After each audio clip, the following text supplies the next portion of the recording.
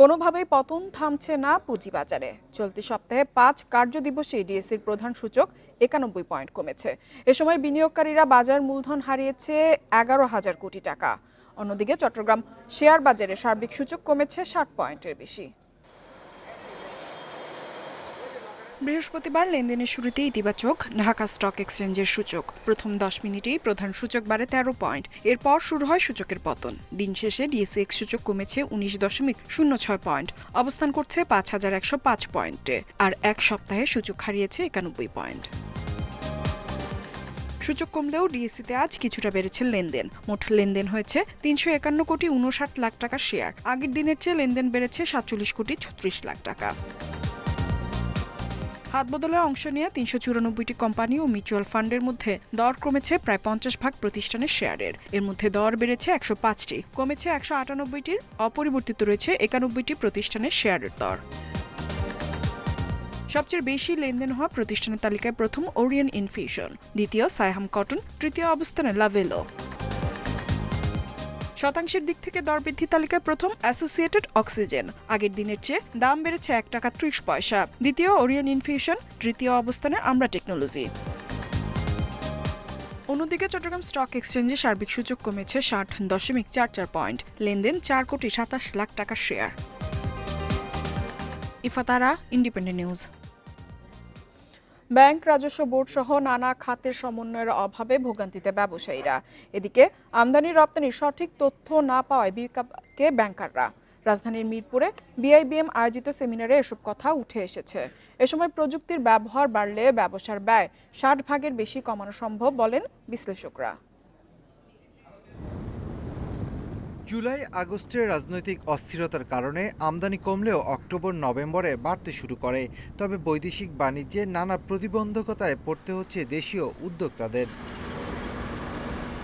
এসব সংকট কাটিয়ে ব্যবসা সম্প্রসারণের জন্য সেমিনারের আয়োজন করে বিআইবিএম। এতে ব্যবসায়ীরা অভিযোগ করেন, ব্যাংক, কাস্টম সহ বিভিন্ন সংস্থার মধ্যে সমন্বয়ের ঘাটতিতে ভোগান্তিতে পড়তে হয় তাদের। আমি আমার এক্সপোর্ট রেটে যে ডলার রেটে আসছে, আমি এই ডলার রেট পাইনি, আমি তার চাইতে কমে পেয়েছি এবং আমি আমার ব্যাংক এটা পার্সু করে নিয়েছে। তো আমি কেন শুধু স্যার আমি সেই দায়ভার একা বহন করব? অন্যদিকে অনেক ব্যবসায়ী কর ফাঁকি ও অর্থ পাচারের উদ্দেশ্যে সঠিক তথ্য দেন না, দাবি ব্যাংকারদের। একটা কোম্পানি চিন্তা করতেছে যে আমি আর অপারেশন চালাবো না, আমি এবার মানি লন্ডারিং করে লোকালি বিক্রি করে এই ওয়ার্কারদের স্যালারি ট্যালারি দিয়ে পালাই যাবো। আমি একটা এক্সাম্পল দিচ্ছি।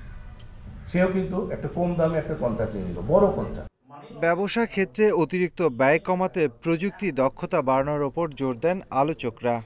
ডেভেলপ কান্ট্রি কনটেক্সটে এটা মোর দেন 40% পর্যন্ত কস্ট রিডাকশন করতে পারে। এটা ডেভেলপিং কান্ট্রি বা আমাদের মতো দেশের জন্য ভ্যালিড। সেমিনারে বড় শিল্প প্রতিষ্ঠানের মতো ক্ষুদ্র ও কুটির শিল্পের পণ্য রপ্তানির ক্ষেত্রে সহায়তা বাড়ানোর পরামর্শ দেয়া হয়। Shafil Alam Sujan, Independent News, Dhaka.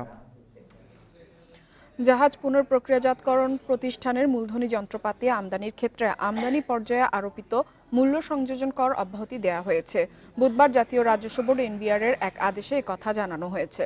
আদেশে বলা হয় ২০২৫ সালের ২৬ জুন পর্যন্ত এই অব্যাহতি বহাল থাকবে। রেয়াতি হারে আমদানি করা মূলধনী যন্ত্রপাতি শুধু শিপ ব্রেকিং ও রিসাইক্লিং ইয়ার্ডে ব্যবহার করতে হবে বলেও জানানো হয়। ন্যূনতম ৫ বছরের আগে বিক্রি বা স্থানান্তর করা যাবে না। ৫ বছর অতিবাহিত হওয়ার আগে আমদানি করা এসব যন্ত্রপাতি বিক্রি বা স্থানান্তর করা হলে এর উপর রেয়াতি সুবিধা বাতিল হবে বলেও জানানো হয়।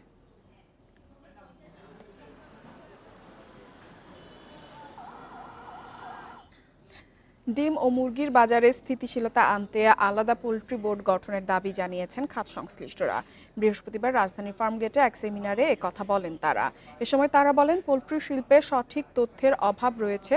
সরকারিভাবে তদারকির নামে খামারিদের হয়রানি করা হয়, যার নেতিবাচক প্রভাব পড়ছে বাজারে। পাশাপাশি বেশিরভাগ পোল্ট্রি খাবারের দাম বেড়েছে অনেক বেশি।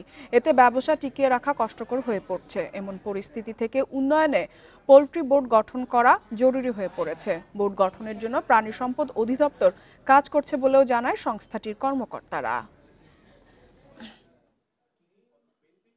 জাতীয় পোল্ট্রি উন্নয়ন নীতিমালা ২০২২ সংশোধনের কার্যক্রম প্রায় শেষ পর্যায়ে আছে মন্ত্রণালয়ে।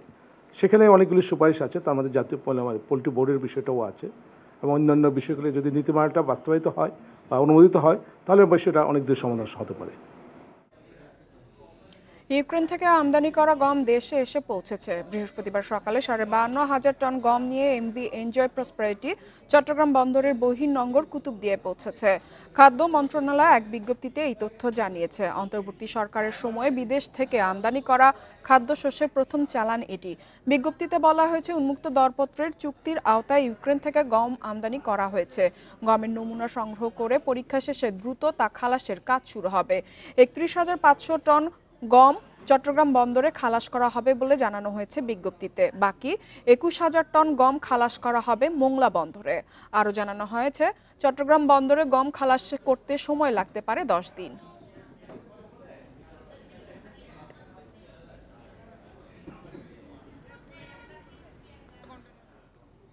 শ্রমিক অসন্তোষের জেরে সাভারের আশুলিয়ায় 10টি কারখানায় সাধারণ ছুটি ঘোষণা করেছে কর্তৃপক্ষ। সকালে আশুলিয়ার নরসিংহপুর সহ আশেপাশের এলাকার বেশ কয়েকটি কারখানার শ্রমিকরা কারখানায় প্রবেশ করে কর্মবিরতির ডাক দেন। বাৎসরিক 15% বেতন বৃদ্ধির দাবিতে তাদের এই কর্মসূচি। এরপর ওই এলাকার অন্তত 10টি কারখানায় একদিনের ছুটি ঘোষণা করে মালিকপক্ষ। এদিকে যে ধরনের বিশৃঙ্খল পরিস্থিতি এড়াতে শিল্পাঞ্চলে অতিরিক্ত পুলিশ মোতায়েন করা হয়েছে।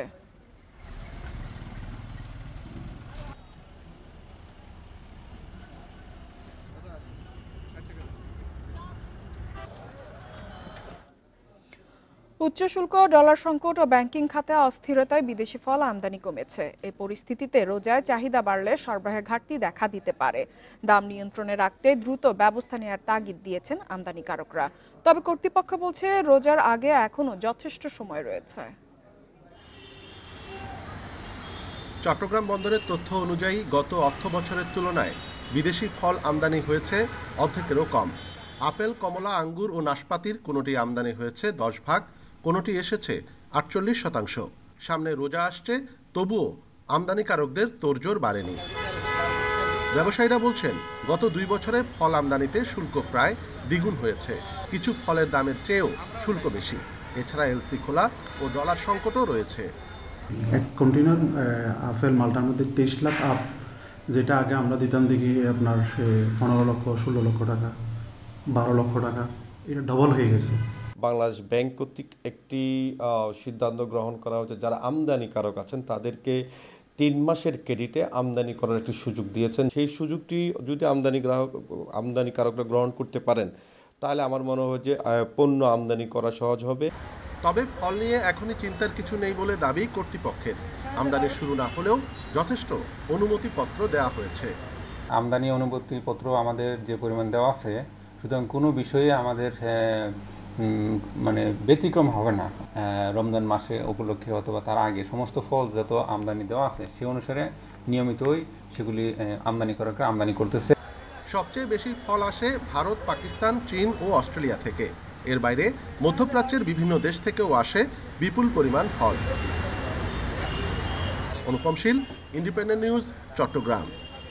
চট্টগ্রামে অনুষ্ঠিত হয়েছে কেডিএস অ্যাক্সেসরিজের 33তম বার্ষিক সাধারণ সভা। বৃহস্পতিবার সকালে ভার্চুয়াল প্ল্যাটফর্মে কোম্পানির চেয়ারম্যান খলিলুর রহমানের সভাপতিত্বে এ সভা অনুষ্ঠিত হয়। শেয়ার হোল্ডারদের সহযোগিতায় কেডিএস অ্যাক্সেসরিজ আগামীতে আরও ভালো ফলাফল করবে বলে আশা প্রকাশ করেন তিনি। সভায় গত আর্থিক বছরের জন্য 10% লভ্যাংশ, আগামী বছরের জন্য নিরীক্ষক নিয়োগ সহ অন্যান্য বিষয় অনুমোদন হয়।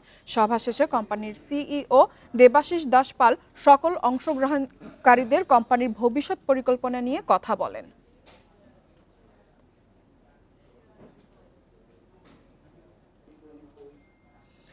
দেশে প্রতিবন্ধী ব্যক্তিদের অন্তর্ভুক্তিমূলক ও ক্ষমতায়ন বাড়াতে বাংলাদেশ বিজনেস অ্যান্ড ডিসএবিলিটি নেটওয়ার্ককে সাথে নিয়ে এম্পাওয়ার অ্যাবিলিটি শীর্ষক এক সম্মেলন আয়োজন করেছে ব্র্যাক ব্যাংক। বুধবার ঢাকার আন্তর্জাতিক সম্মেলন কেন্দ্র বিআইসিসিতে এই সম্মেলনটি অনুষ্ঠিত হয়। এই উদ্যোগের লক্ষ্য দেশের বিভিন্ন খাতে প্রতিবন্ধী ব্যক্তিদের অন্তর্ভুক্তি বাড়ানোর জন্য কার্যকরী কৌশল তৈরি করা। সম্মেলনে প্রধান অতিথি হিসেবে উপস্থিত ছিলেন শ্রম ও কর্মসংস্থান মন্ত্রণালয়ের উপদেষ্টা brigadier general M Shakhawat Hossain. তিনি বলেন, প্রতিবন্ধী ব্যক্তিদের প্রতি শুধু নীতিগত বিষয় নয়, বরং মৌলিক মানবাধিকারের দিক থেকে চিন্তা করে আরও মনোযোগী হওয়া প্রয়োজন।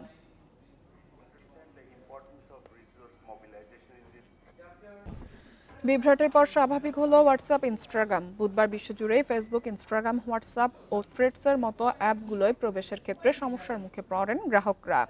এ সময় তারা অ্যাপগুলোয় নতুন কোনো পোস্ট দেখতে পারছিলেন না। সেই বিভ্রাট কাটিয়ে ওঠা গেছে বলে জানিয়েছে মেটা।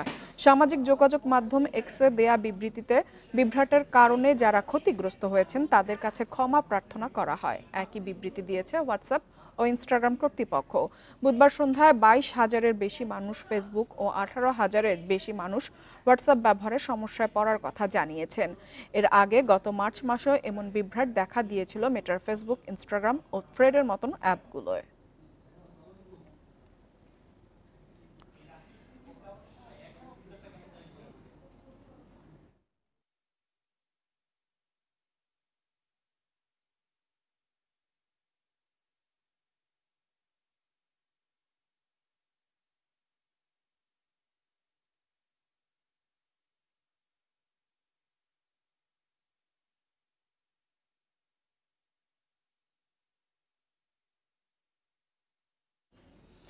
এবার জানাবো বিশ্বের প্রধান মুদ্রার সাথে টাকার আজকের বিনিময় হার। দর অপরিবর্তিত রয়েছে যুক্তরাষ্ট্রের ডলারের, বিনিময় হয়েছে 120 টাকায়। দর কমেছে যুক্তরাজ্যের পাউন্ডের, বিনিময় হয়েছে 107 টাকা 87 পয়সায়। ইউরোর দরও কমেছে, বিনিময় হচ্ছে 132 টাকা 38 পয়সায়। দর অপরিবর্তিত রয়েছে ভারতীয় রুপির, মুদ্রাটির বিনিময় হয়েছে 1 টাকা 45 পয়সায়। সৌদি রিয়ালের দরও আজ কমেছে, বিনিময় হচ্ছে 32 টাকা 9 পয়সায়। অপরিবর্তিত রয়েছে আরব আমিরাতের দিরহামের দর, মুদ্রাটির বিনিময় হচ্ছে 32 টাকা 83 পয়সায়। কুয়েতি দিনারের দর বেড়েছে, বিনিময় হয়েছে 392 টাকা 50 পয়সায়। এছাড়া মালয়েশিয়ান রিঙ্গিতের দর কমেছে, বিনিময় হচ্ছে 27 টাকা 21 পয়সায়।